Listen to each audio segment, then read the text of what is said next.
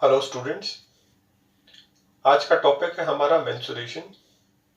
Mensuration में अभी first part में हम सिर्फ कंसेप्ट बेस्ड क्वेश्चंस कवर करेंगे आज, क्योंकि बहुत सारे क्वेश्चन होते हैं जो कंसेप्ट बेस्ड होते हैं जिसमें फॉर्मूले की ज़्यादा ज़रूरत नहीं पड़ती और एग्जाम में रेगुलर पूछे जाते हैं ऐसे क्वेश्चंस। तो कंसेप्ट बेस्ड क्वेश्चंस में 3 टाइप के क्वेश्चन कवर करेंगे। सबसे पहले टाइप नंबर 1 और with the help of examples देखेंगे हम। Question number 1, height of a triangle is 2 times. What is the effect on area? अगर किसी ट्राइंगल का हाइट डबल कर दिया जाए तो उसका एरिया कितने टाइम्स होगा, ये क्वेश्चन है। बहुत बेसिक क्वेश्चन है और इसको हम लोग डिटेल वाले मेथड से सॉल्व नहीं करेंगे, शॉर्टकट मेथड है इसके। तो कंसेप्ट आप समझ लीजिए। एरिया ऑफ ट्राइंगल का फॉर्मूला होता है half base into height. Question में गिवन है हाइट इज 2 टाइम्स, मतलब चेंज कर रहे हैं हम लोग केवल हाइट को। हाफ में कोई चेंज नहीं, बेस में कोई चेंज नहीं। इसका मतलब ये जो क्वांटिटी है ये क्या हो गई, कांस्टेंट। और कांस्टेंट और इक्वल टू मिलाकर इसको हम लोग प्रोपोर्शनल लिख देंगे। इसका मतलब area is proportional to height. ठीक है, एरिया हाइट के प्रोपोर्शनल है, इसमें बेस का कोई रोल नहीं है। अब आप देखें कि हम लोग हाइट और एरिया को यहाँ पर सब्स्टिट्यूट करते हैं। क्योंकि रिलेशन डायरेक्ट है, यहाँ पे कोई स्क्वायर या क्यूब नहीं है। तो क्वेश्चन में गिवन था हाइट अगर 2 टाइम्स की, हाइट अगर 2 टाइम्स की तो एरिया क्या होगा, area directly proportional to height, तो एरिया भी 2 टाइम्स हो जाएगा।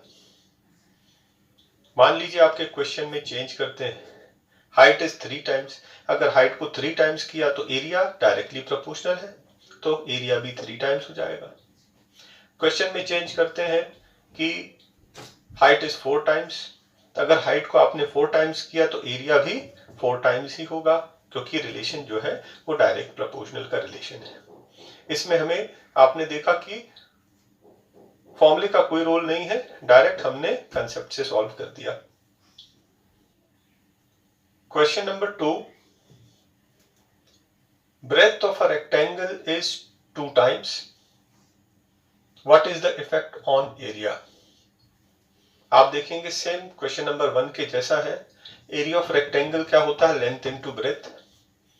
इसमें सिर्फ ब्रेथ की बात की है, लेंथ की कोई बात नहीं की। तो लेंथ और इक्वल टू क्या हो गया, कांस्टेंट। तो कांस्टेंट और इक्वल टू की जगह पर आप प्रोपोर्शनल लिख दीजिए और ब्रेथ की जगह ब्रेथ। इसका मतलब area is directly proportional to breadth.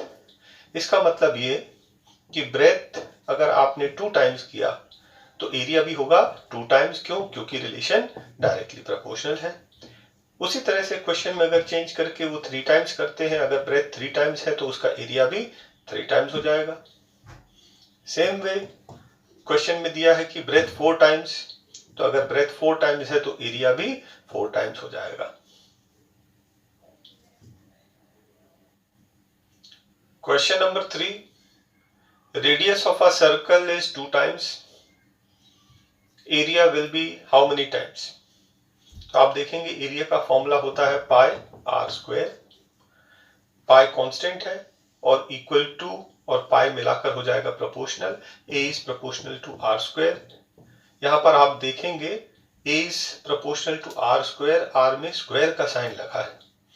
इसका मतलब ये कि अगर आपको हमने रेडियस किया 2 टाइम्स तो एरिया क्या हो जाएगा, रेडियस का स्क्वायर मतलब 2 का स्क्वायर 4, आपका आंसर 4 टाइम्स। क्वेश्चन में अगर चेंज करते हैं कि if the radius is 3 times, what is the effect on area? अगर रेडियस 3 टाइम्स है तो एरिया क्या होगा, 3 का स्क्वायर 9 टाइम्स। क्वेश्चन में चेंज करते हैं, मान लो वो 4 बोलते हैं कि रेडियस इज 4 टाइम्स। अगर रेडियस 4 टाइम्स है तो एरिया कितना, 4 का स्क्वायर 16 टाइम्स। आपको फॉर्मूले की कोई जरूरत नहीं, डिटेल मेथड में सॉल्व करने की कोई जरूरत नहीं है, आप डायरेक्ट आंसर निकालेंगे। बस आपको रिलेशन ये बनाना है कि इसका रिलेशन क्या है, इसका डायरेक्ट रिलेशन है कि स्क्वायर है कि क्यूब है। आपने एक बार ये पहचान लिया तो ओरल आंसर आ जाएंगे। Question number 4, side of the cube is 2 times, what is the effect on surface area? तो आपको मालूम है surface area of a cube is 6 into side square. 6 constant है और इक्वल टू को मिलाकर ये बन जाएगा proportional. That means surface area is directly proportional to side square. आप देखेंगे प्रीवियस क्वेश्चन की तरह क्वेश्चन नंबर 3 में भी स्क्वायर रिलेशन था, यहाँ पे भी रिलेशन स्क्वायर है। इसके आगे का आपको आइडिया है, ये साइड और ये सरफेस एरिया। अगर साइड 2 टाइम्स करते हैं तो सरफेस एरिया कितना है? स्क्वायर रिलेशन है, तो 2 का स्क्वायर 4 टाइम्स हो जाएगा। आपके क्वेश्चन में अगर चेंज किया कि side of the cube is 3 times, what is the effect on surface area? अगर इसने 3 किया तो 3 टाइम्स का स्क्वायर हो जाएगा 9। मान लीजिए क्वेश्चन में चेंज करके बोलते हैं कि side of the cube is 4 times, what is the effect on surface area? तो side of the cube is 4 times, relation square का है, 4 का स्क्वायर 16, आपका answer 16 times. Question number 5, radius of a square is doubled, what is the effect on volume? तो volume of a sphere का formula होता है 4/3 pi r cube. Pi constant, 4/3 constant और equal to के साथ में अगर ले लेंगे तो ये प्रोपोर्शनल हो जाएगा, v is proportional to r cube. ये रिलेशन हमारा मिल गया।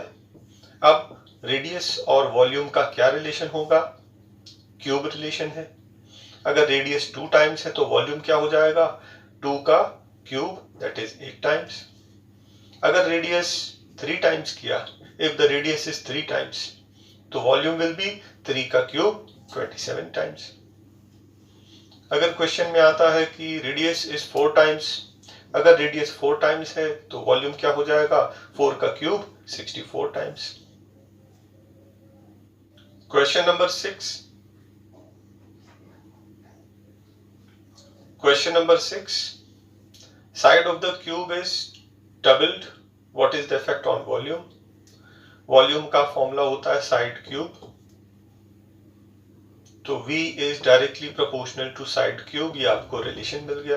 एक बार रिलेशन मिल गया तो साइड आपने क्या किया है? साइड आपने डबल किया है। वॉल्यूम कितने टाइम्स? वॉल्यूम का क्या रिलेशन है? क्यूब का रिलेशन है, 2 का क्यूब 8 टाइम्स, आपका वॉल्यूम 8 टाइम्स हो जाएगा। अगर साइड क्वेश्चन देता है कि side of a cube is 3 times, अगर साइड 3 टाइम्स है तो वॉल्यूम क्या कितना होगा? 3 का क्यूब 27 टाइम्स। इसी क्वेश्चन में चेंज करके मान लो देते हैं कि side of a cube is 4 times, तो side of cube is 4 times, तो वॉल्यूम क्या रिलेशन है? क्यूब, 4 का क्यूब 64, आपका आंसर हो जाएगा 64। क्वेश्चन नंबर 7, ये टाइप 2 के क्वेश्चन है। इसमें रेशियो दिया है और एरिया का रेशियो पूछा है। क्वेश्चन है कि दो सर्कल के रेडियस का रेशियो 2:3, उनके एरिया का रेशियो क्या होगा? तो आप एक चीज ध्यान रखेंगे यहां पर कि रेडियस का रेशियो हो, चाहे सरकमफ्रेंस का रेशियो हो, चाहे वो पेरीमीटर हो, वो लेंथ हो, ब्रेथ हो, हाइट हो, इन सब की जगह पर हम लोग सिर्फ S1/S2 ही लिख देंगे। इन अदर वर्ड्स आप देखेंगे ये सब क्या है? लेंथ है। ये सब 1 डायमेंशनल यूनिट है, कोई इनमें से कोई भी 2 डायमेंशनल यूनिट नहीं है। चाहे वो पेरीमीटर मतलब लेंथ ऑफ बाउंड्री, चाहे वो सरकमफ्रेंस लेंथ ऑफ बाउंड्री, मतलब साइड भी लेंथ होता है, radius, circumference, perimeter, length, breadth, height, altitude, ये सब क्या है? 1 डायमेंशनल फॉर्मूले, 1 डायमेंशनल क्वांटिटी। और ये सब क्योंकि 1 डायमेंशनल क्वांटिटी है तो क्वेश्चन में आपको इनमें से कोई भी चीज पूछी जाए हम साइड ही लिखेंगे। मतलब कि वो स्क्वायर हो, सिलेंडर हो, कोन हो, क्यूब हो, क्यूबाइड हो, हमारे कंसेप्ट से सॉल्व करेंगे तो कोई फर्क नहीं पड़ेगा, आंसर सेम आएगा। आपको यही याद रखना, इन सब रेशियोज की जगह हम लोग हमेशा साइड ही लिखेंगे। उसके अलावा आपको मालूम है कि एरिया होता है pi r square. Of a circle, pi constant है, इक्वल टू मिलाकर ये हो जाएगा, रिलेशन क्या होता है, is directly proportional to r square. तो आप कंसेप्ट यहाँ पे ध्यान रखना कि आपको एरिया चाहिए तो क्या करेंगे, आपको रेडियस का रेशियो दिया है और एरिया का रेशियो पूछा है, तो आपको क्या करना है, स्क्वायर। और इनफैक्ट एरिया रेडियस की जगह भी हम लोग साइड ही लिख देंगे। मतलब अगर साइड का रेशियो दिया है, एरिया का रेशियो पूछा है, तो हमें क्या करना है, स्क्वायर करना है। इसका उल्टा, अगर एरिया का रेशियो दिया है और साइड का रेशियो पूछा है, तो हमें क्या करना है, एरिया के रेशियो का स्क्वायर रूट लेना है। इसी तरह से मान लीजिए साइड का रेशियो दिया है और वॉल्यूम का रेशियो पूछा है, तो आपको क्या करना है, वॉल्यूम क्या होता है, साइड क्यूब, तो आपको साइड के रेशियो का क्यूब करना है। और उसका ऑपोजिट कि अगर वॉल्यूम का रेशियो दिया हो और साइड का रेशियो पूछा हो, तो आप क्या करेंगे, आप वॉल्यूम का क्यूब रूट करेंगे। बस ये चार चीजें ध्यान देंगे। अगर ये आपको ध्यान रहेंगे तो ये कंसेप्ट है बहुत इजी, तो आपके आंसर्स ओरल आ जाएंगे। नोट कर लीजिए आप इसको, इसके आगे फिर मैं समझाना स्टार्ट करता हूं।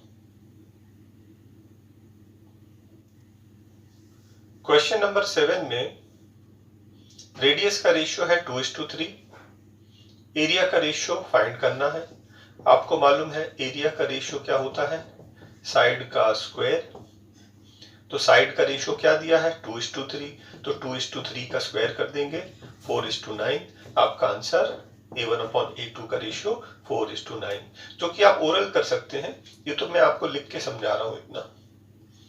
रेडियस का रेशियो मतलब साइड का रेशियो, एरिया फाइंड करना है, स्क्वायर कीजिए, 2 का स्क्वायर 4, 3 का स्क्वायर 9, आपका आंसर आ गया एरिया का रेशियो।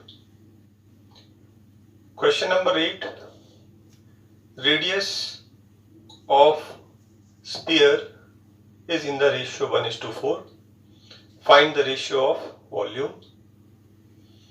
तो आपको मालूम है कि रेडियस से वॉल्यूम कैसे निकालते हैं, रेडियस का रेशियो मतलब साइड का रेशियो। तो साइड से वॉल्यूम कैसे निकालना है, क्यूब करना है। V1/V2 क्या होगा, साइड का क्यूब, 1 का क्यूब 1, 4 का क्यूब 64, आपका answer 1/64। Ratio of the sides of a cube are in the ratio 2:3, find the ratio of volume। तो आप देखेंगे प्रीवियस क्वेश्चन जो हमने किया था 8, उसमें रेडियस का रेशियो था, यहाँ पर साइड का रेशियो, और क्यूब हो चाहे स्फीयर हो हमें कोई फर्क नहीं पड़ता, हमें फाइंड करना है वॉल्यूम। वॉल्यूम क्या है, 3 डायमेंशनल यूनिट, मतलब कि हमें क्यूब फाइंड करना है। तो V1/V2 क्या होगा, साइड का क्यूब, 2 का क्यूब 8, 3 का क्यूब 27, आपका आंसर आ गया वॉल्यूम का रेशियो। बाकी कौन सा फॉर्मूला है, क्यूब है, क्यूबॉइड है, जो बेसिक फॉर्मूले होते हैं, जैसे स्फीयर है तो 4/3 पाई आर क्यूब, तो वो सब में हम नहीं जाएंगे। बेसिक मेथड से सॉल्व करने का टाइम हमारे पास नहीं है। डिस्क्रिप्टिव क्वेश्चन होता तो हम बेसिक मेथड से सॉल्व करते हैं। ये हमारा ऑब्जेक्टिव टेस्ट है, तो ऑब्जेक्टिव में हम डायरेक्टली आंसर निकाल लेते हैं, कैसे, कंसेप्ट से। साइड का रेशियो दिया है, वॉल्यूम फाइंड करना है, क्या करेंगे, क्यूब करेंगे, आपका रेशियो आ जाएगा 8:27। Question number 9, ratio of surface area of 2 cube. यहां पर आप ध्यान देंगे, वो क्यूब हो चाहे क्यूबॉइड हो, चाहे वो सिलेंडर हो, कोन हो और स्फीयर हो, इससे कोई फर्क नहीं पड़ता। मेथड हमारा सबके लिए सेम रहेगा, क्योंकि हम कंसेप्ट से सॉल्व कर रहे हैं। सरफेस एरिया का रेशियो दिया है 4:9। सरफेस एरिया मतलब एरिया है ना, एरिया मतलब 2 डायमेंशनल, तो सरफेस एरिया को आप पढ़ेंगे एरिया, और एरिया से पहले हम क्या निकालेंगे, साइड का रेशियो। हमें मालूम है एरिया से साइड कैसे निकालते हैं, स्क्वायर रूट करके। 4 का स्क्वायर रूट 2, 9 का स्क्वायर रूट 3, आपके रेडियस का रेशियो, साइड का रेशियो आ गया 2:3। नेक्स्ट स्टेप है, आपको वॉल्यूम का रेशियो चाहिए, तो आपको मालूम है साइड से वॉल्यूम कैसे निकालते हैं, क्यूब करके। 2 का क्यूब 8, 3 का क्यूब 27, आपका answer 8:27। Ratio of area is 25:64 of circle. Find the ratio of circumference. Area का रेशियो दिया है, सरकमफ्रेंस का रेशियो पूछा है। तो आपको याद होगा हमने स्टार्टिंग में पढ़ा था कि सरकमफ्रेंस का रेशियो निकालना है तब भी हम निकालेंगे बेसिकली साइड का रेशियो। जो साइड का रेशियो वही सरकमफ्रेंस का रेशियो, मतलब कि एरिया से साइड कैसे निकालते हैं, स्क्वायर रूट लेके। तो साइड का ratio is equals to circumference का रेशियो। साइड का रेशियो कैसे निकालते हैं, a1/a2 का स्क्वायर रूट करके। मतलब आपको बेसिकली क्या करना है, डायरेक्टली सॉल्व करना है। एरिया से साइड निकालना है, स्क्वायर रूट कीजिए। 25 का स्क्वायर रूट 5, 64 का स्क्वायर रूट 8, आपका आंसर 5/8। आप ध्यान रखेंगे कि वो साइड का रेशियो पूछा हो, चाहे सरकमफ्रेंस, चाहे पेरीमीटर, चाहे लेंथ, ब्रेथ, हाइट, एल्टीट्यूड, सबका आंसर 5:8 ही आएगा। क्वेश्चन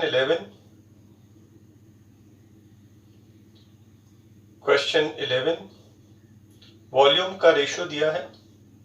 वो कोई भी फिगर हो, क्यूब, क्यूबॉइड, सिलेंडर, कोन, स्फीयर, वॉल्यूम का रेशियो है 125:343। आपको पूछा है साइड का रेशियो। आपको मालूम है वॉल्यूम से साइड कैसे निकालते हैं, क्यूब रूट करके। तो साइड का रेशियो क्या हो जाएगा, 125 का क्यूब रूट 5, 343 का क्यूब रूट 7, आपका आंसर 5:7। क्वेश्चन नंबर 12, ये हम कर रहे हैं टाइप 3 के क्वेश्चंस, जहां हम परसेंटेज से डील करेंगे। क्वेश्चन में गिवन है कि circumference of a circle is increased by 50%, what is the effect on area. तो आपको मालूम है सरकमफ्रेंस जहां दिया हो उसको भी हम लोग साइड ही समझ लेते हैं। In other words, side increased by 50%। 50% जो हमने कंसेप्ट पढ़ा था, परसेंट इंक्रीज, 50% का मतलब अगर 100 है तो नया साइड हो जाएगा 150। ठीक है, शॉर्ट में एक एक जीरो काटेंगे तो 15/10। तो 50% इंक्रीज का मतलब होता है अगर प्रीवियसली साइड 10 था तो अब हो गया है 15। ये हो गया साइड का रेशियो। ठीक है, हमें पूछा है एरिया इंक्रीज, तो साइड से एरिया कैसे निकालते हैं, स्क्वायर करके। ठीक है, तो 10 का स्क्वायर क्या होगा, 100, और 15 का स्क्वायर क्या होगा, 225। इसका मतलब पहले एरिया था 100, अब हो गया 225। कितने परसेंट इंक्रीज, 125% इंक्रीज। आपका आंसर है 125% इंक्रीज। आपने नोटिस किया कि हमने यहाँ पर 100 बना दिया, और 100 बन जाए इसके लिए डायरेक्टली हमने यहाँ पर 10 लिया था। तो हमारी पूरी कोशिश रहेगी कि हम जब रेशियो लें तो डिनोमिनेटर में 10 रहे, क्योंकि 10 का स्क्वायर 100 होता है, और परसेंटेज मींस आउट ऑफ 100, तो डायरेक्ट आंसर निकल जाएंगे।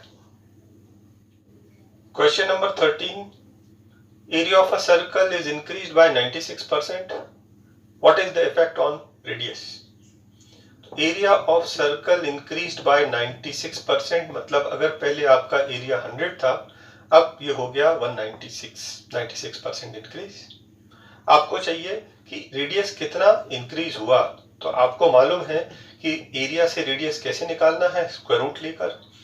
ये हो जाएगा 14/10।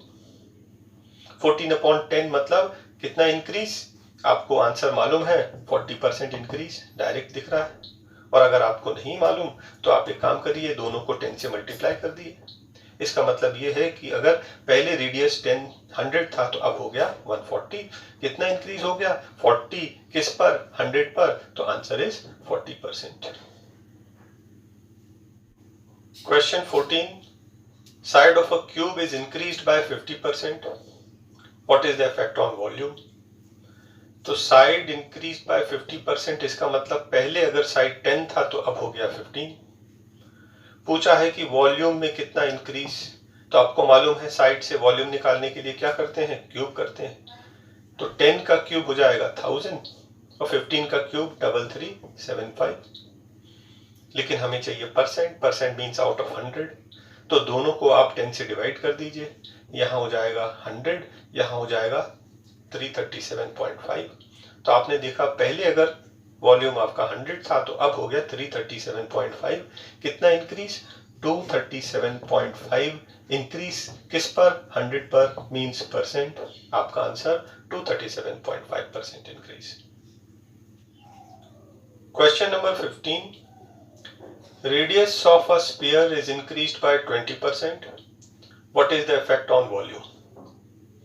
तो रेडियस इंक्रीज्ड बाय 20% मतलब पहले रेडियस 10 था तो अब हो गया 12।